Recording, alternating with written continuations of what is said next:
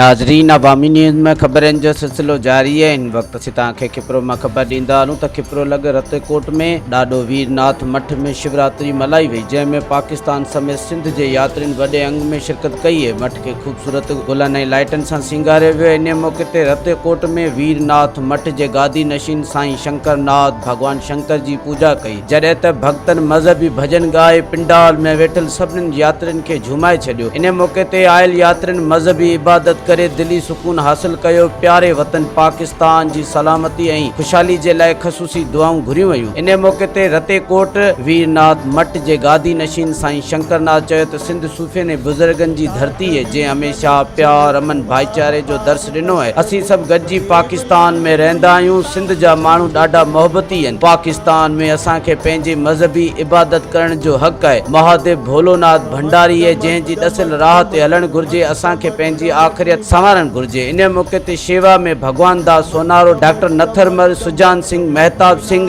राम बसरमल, प्रकाश टेलवाणी, चंदूमल आसवाणी आयल यात्रियुनि ऐं शंकर भगवान जी लीला ॻाईंदा रहिया। मज़ीद खबरों और तफसीलात के लिए विजिट करें हमारी वेबसाइट www.awamiNewsHD.com।